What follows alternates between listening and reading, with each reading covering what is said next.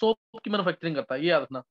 Sodium lead alloy ये soap की manufacturing में यूज होता है। कल मैंने सोप के 3 फॉर्मुले बताए थे तुम्हें, sodium palmitate, sodium stearate, sodium oleate, वो तुम्हें करना है एक तो। दूसरा, ये एक टेट्रा इथाइल लेड होता है। आजकल तो हम लेड फ्री पेट्रोल यूज कर रहे हैं। टेट्रा इथाइल लेड एक एंटी नॉकिंग एजेंट होता है, इसका फॉर्मुला पूछते हैं पेपर में, एंटी नॉकिंग एजेंट कौन सा है, तो टेट्रा इथाइल लेड होता है एंटी नॉकिंग एजेंट। इसकी प्रिपरेशन में यूज होता है ये tetra ethyl lead,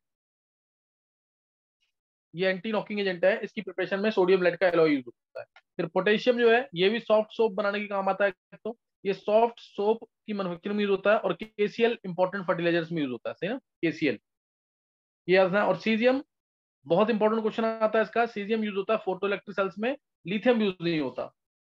caesium use होता है फोटो इलेक्ट्रिक सेल्स में, लेकिन लिथियम यूज नहीं होता, क्या रीजन होगा इसका?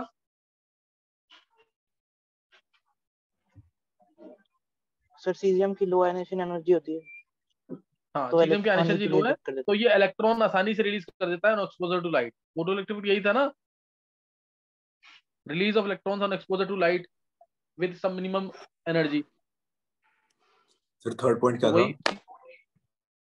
थर्ड पॉइंट किसका लिखा था मैंने, सोडियम पोटेशियम, पोटेशियम बताया ना, सॉफ्ट केवच जो है सॉफ्ट सोप की मैन्युफैक्चरिंग में यूज होता है। दूसरा केसीएल जो है एक इंपॉर्टेंट फर्टिलाइजर है। Okay sir. और फिर बताया मैंने caesium, caesium is used in photo electric sales, caesium photo electric sales में यूज होता है, लेकिन लिथियम यूज नहीं होता। ये क्वेश्चन भी इंपॉर्टेंट है, सीजियम क्यों यूज करते हैं, सीजियम क्यों यूज करते हैं फोटो इलेक्ट्रिक सेल्स में? क्योंकि सीजियम आसानी से इलेक्ट्रॉन रिलीज कर देता है व्हेन एक्सपोज्ड टू लाइट। फिर उसके बाद आ गया यूजेस बेरिलियम के। बेरिलियम जो है windows of X-ray tube, Mains का क्वेश्चन है ये, आईआईटी मेंस में पूछा हुआ है। विंडोज ऑफ एक्सरे ट्यूब में बेरिलियम यूज होता है, विंडोज ऑफ एक्सरे ट्यूब में बेरिलियम यूज होता है, ये मेंस का क्वेश्चन है।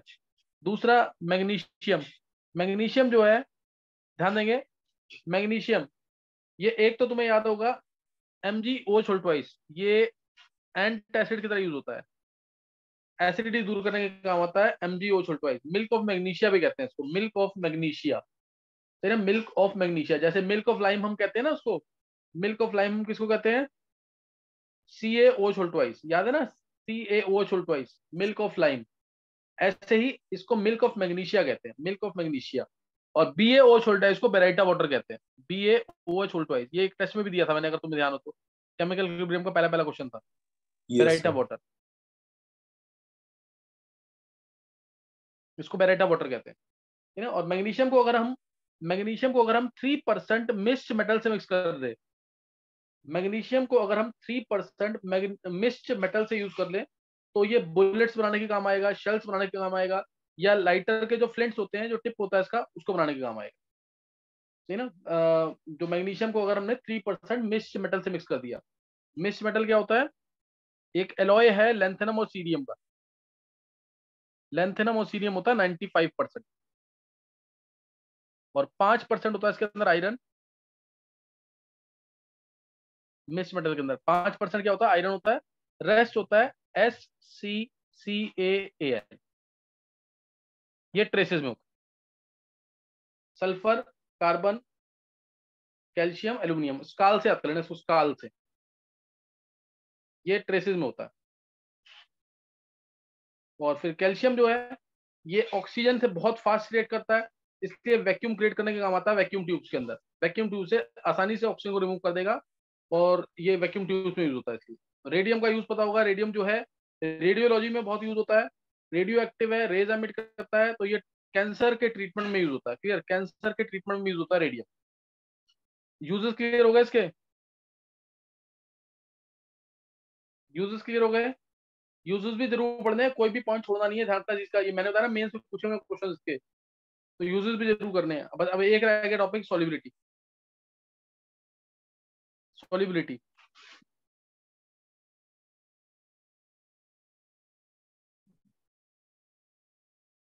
सही ना, सॉल्युबिलिटी, सॉल्युबिलिटी में हमें पढ़ना है मेनली, सॉल्युबिलिटी पढ़नी है हाइड्रोक्साइड्स की, कार्बोनेट और सल्फेट की। मैं पहले ले रहा हूँ सॉल्युबिलिटी ऑफ कार्बोनेट्स, ये डिटेल में है टॉपिक, टॉपिक डिटेल में है, ये मैं बाद में कराऊंगा डिटेल में तुम्हें, अभी तुम सिर्फ जो इंपॉर्टेंट है वो पार्ट कर रहे हो सिर्फ। सॉल्युबिलिटी में तो एक बड़ा टॉपिक है, solubility, melting point, boiling point, ये टॉपिक्स हैं अलग से, तो ये नोट करना है। जैसे मैंने बात की beryllium carbonate, magnesium carbonate, calcium carbonate, strontium carbonate, barium carbonate, solubility की।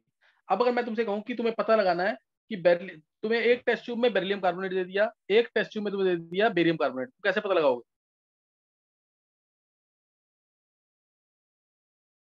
बोलो।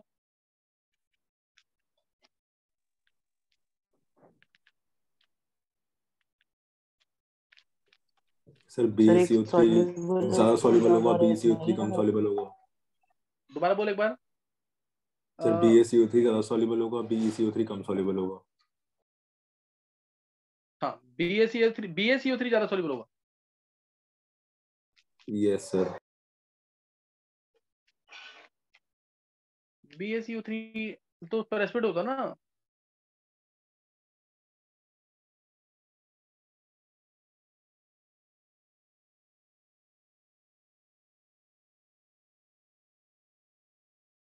है गर्भ, BaCO3 तो प्रेसिपिटेट होता ना व्हाइट कलर का, अच्छा यस सर, सॉरी सर। है ना।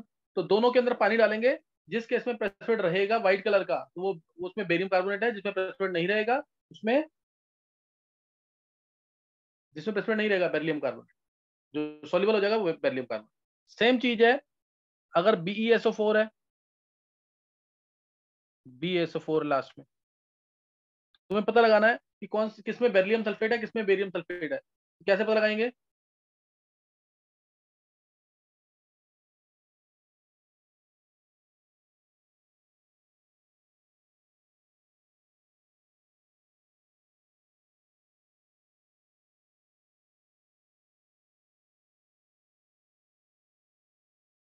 बेरियम सल्फेट का फिर व्हाइट प्रेसिपिटेट होता है ना, बेरियम सल्फेट, ये बहुत इंपॉर्टेंट चीज है, इसका पता लगाना। BaCl2 की सॉल्ट में अगर हम H2SO4 डाल देंगे तो रिएक्शन होकर के बेरियम सल्फेट का प्रेसिपिटेट बन जाता है, व्हाइट कलर का प्रेसिपिटेट बनता है इसका, बेरियम कार्बोनेट का भी बेरियम सल्फेट का भी। क्लियर है कि नहीं? ये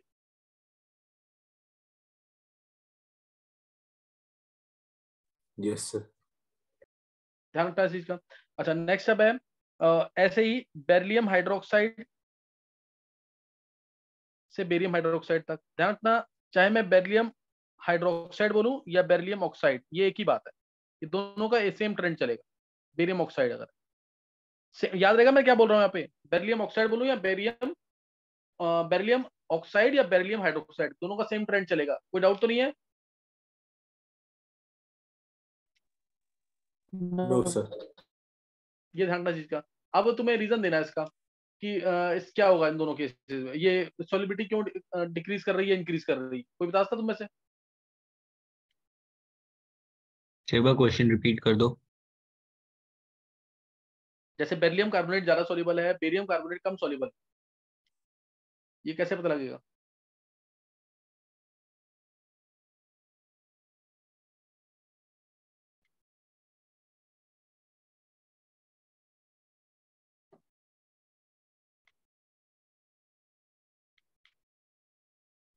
सर साइज बड़ा तो वेंटिलेटर फोर्स ज्यादा स्ट्रांग होंगे तो प्रेसिपिटेट अच्छा बनेगा। मैं हाइड्रेशन एनर्जी, लैटिस एनर्जी, दो टर्म्स हैं, इन दोनों को सोच करके आंसर देना है।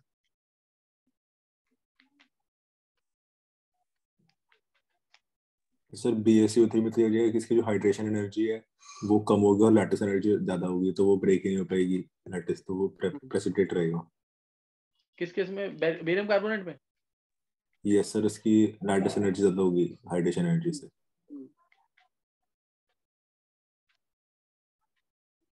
चलो और कोई सही सही सोचा है गार? आप ध्यान देंगे एक बार जो बता रहा हूँ उस चीज पे ध्यान देना।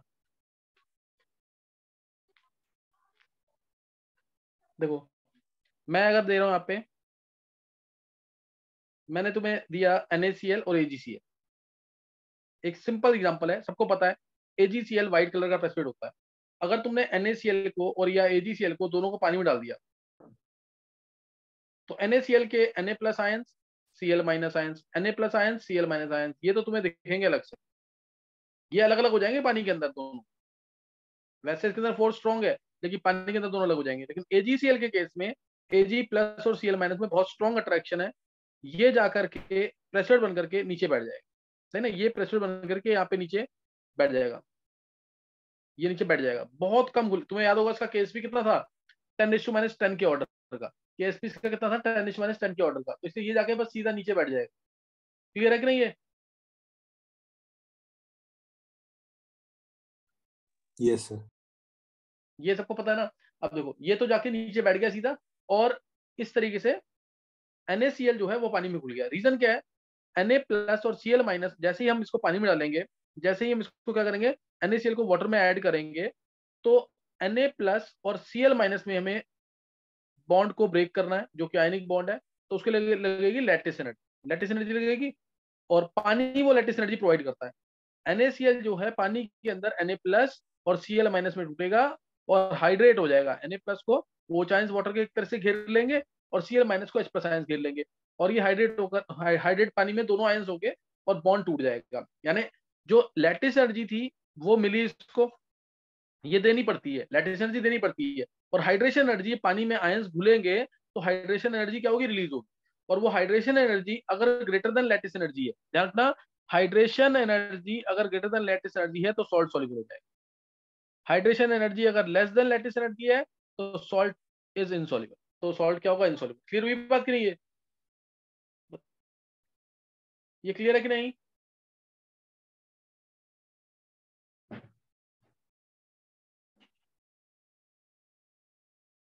यस।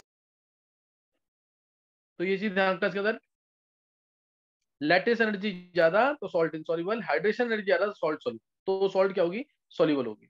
और अब हाइड्रेशन एनर्जी, हाइड्रेशन एनर्जी क्योंकि अलग अलग आयंस के चेक करेंगे, तो हाइड्रेशन एनर्जी का फॉर्मूला तुम इस तरह से मान सकते हो, 1/r+ प्लस 1/r-। और लैटिस एनर्जी तो दोनों आयंस के बीच में होती है, इसलिए उस केस में भी इन्वर्सिबल होगा, लेकिन r+r- ऐसे होगा। क्लियर है कि नहीं है? Yes sir. तो ये चीज ध्यान रखनी है इसके अंदर। अब अगर मैंने लिया एक, तुम्हें कंसेप्ट यहां से मिल जाएगा, बेरिलियम सल्फेट से बेरियम सल्फेट तक। देखो अब इसमें तुम्हें दिख रहा है कि लैटिस एनर्जी क्या रहेगी, लैटिस एनर्जी नीचे आने पर क्या रहेगी, सल्फेट आयन बहुत बड़ा, देखो सल्फेट आयन, ये सल्फेट आयन है। कैटायन का साइज उसके डिक्रीज अकॉर्डिंग तो करेगी। बहुत छोटा है, ये जैसे ये बेरिलियम, ये मैग्नीशियम, ये कैल्शियम, ये स्ट्रोंशियम और ये बेरियम। क्या कैटायन के साइज में वेरिएशन ज्यादा हो रहा है?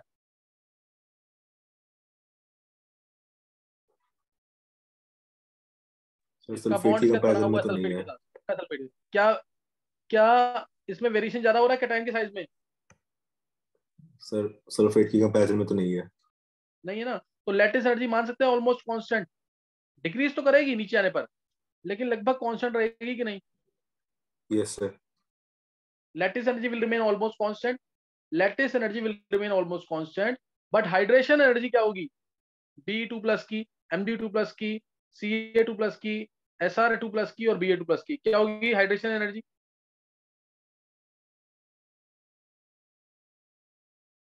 बोलो। सर ऊपर से नीचे डिक्रीज करेगी। हाँ, हाइड्रेशन एनर्जी क्या कर जाएगी, डिक्रीज कर जाएगी। हाइड्रेशन एनर्जी साइज बढ़ेगा तो हाइड्रेशन एनर्जी डिक्रीज कर जाएगी, हाइड्रेशन एनर्जी डिक्रीज कर जाएगी। लैटिस एनर्जी कांस्टेंट है तो सॉल्ट क्या हो जाएगी, सॉल्ट की सॉल्बिडिटी नीचे आने पर क्या होगी अब,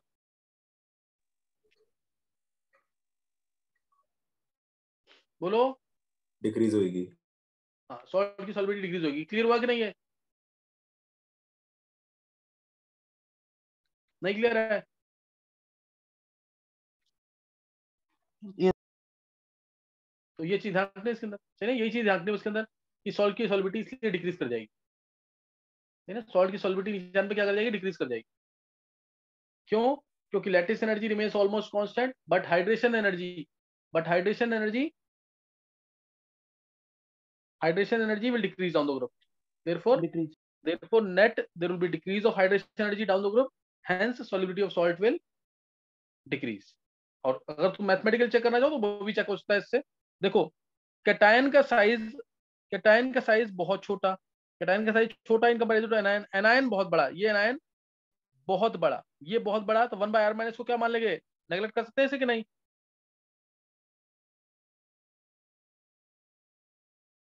यस। तो उसको नेगलेक्ट कर दिया, ये पार्ट हटा दिया। तो hydration energy proportional to R plus, है ना। आर प्लस बढ़ेगा तो हाइड्रेशन एनर्जी डिक्रीज करेगी। अब लैटिस एनर्जी, क्योंकि एनायन बहुत बड़ा, एनायन बहुत बड़ा है तो क्या होगा, lattice energy inversible to R, R plus आएगी कि नहीं, आर माइनस को हटा दो, ओ सॉरी आर प्लस को हटा दो, आर प्लस को हटा देंगे कि नहीं, yes in comparison to R minus. तो lattice energy inversible to R minus, और आर माइनस तो सल्फेट है, सल्फेट तो सब में ही है, तो लैटिस एनर्जी कांस्टेंट हो गई कि नहीं।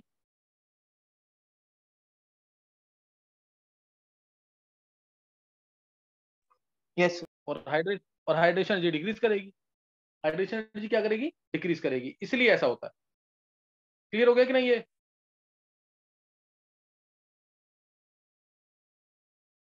यस तो बस यही ध्यान रखना इसके अंदर। सल्फेट अगर बड़े एनायन है, बहुत बड़े एनायन है, तो इस तरह से चेक कर सकते हैं। लेकिन अब हाइड्रोक्साइड आ गया तो उसमें तो डिफरेंस नहीं है ना, OH आयंस तो छोटे माने जाते हैं, OH माइनस, F माइनस ये छोटे माने जाते हैं, या O2 माइनस, इनको छोटा मानते हैं। तो BeO ट्वाइस MdO ट्वाइस अगर ये देखें तो नीचे आने पर सॉलिबिलिटी क्या करेगी, इसमें इंक्रीज, इस केस में सॉलिबिलिटी नीचे आने में क्या करेगी, इंक्रीज। क्लियर है कि नहीं है। इसमें बोलना लैटिस एनर्जी भी डिक्रीज कर रही है नीचे आने पर, हाइड्रेशन भी डिक्रीज कर रही है, हाइड्रेशन भी डिक्रीज कर रही है, लेकिन decrease in lattice energy is more as compare to hydration energy, ऐसे बोलते हैं, decrease in lattice energy is more as compare to hydration energy. Clear है कि नहीं है।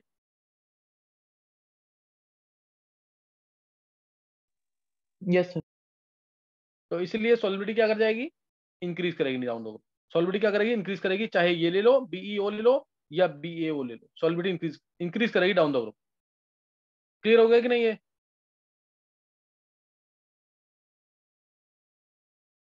ये सबको क्लियर हो गया कि नहीं। यस सर एक बार हेमांग एक्सप्लेन कर दे एक बार। बेरिलियम कार्बोनेट और बेरियम कार्बोनेट में से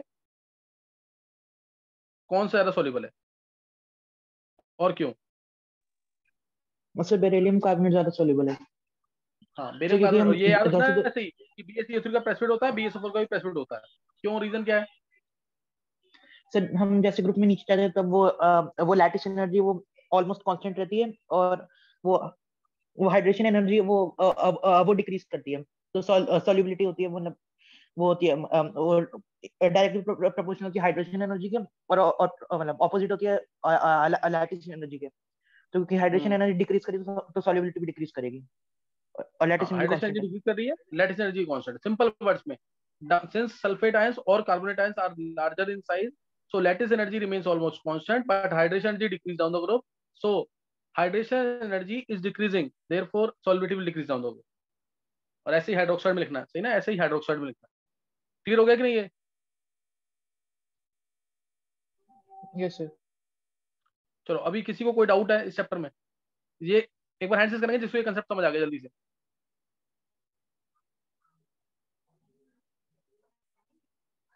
एक बार हैंड करेंगे जिसको समझ आ गया जल्दी से।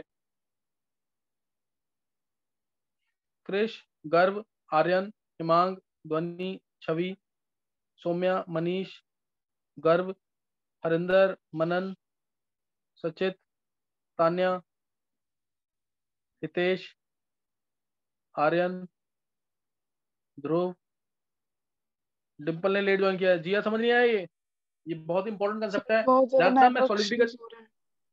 चलो तुम देख लेना एक बार, जो सॉलिडिटी का कंसेप्ट है ना, मैं तुम्हें देखो अभी तो तुम्हें पता लग रहा है कि हाइड्रेशन एनर्जी लैटिस एनर्जी के बारे में, जैसे इसमें नहीं पता लग पाया तुम्हें क्योंकि OH माइनस का साइज बड़ा है छोटा है अभी नहीं प्रिडिक्ट कर पा रहे ना।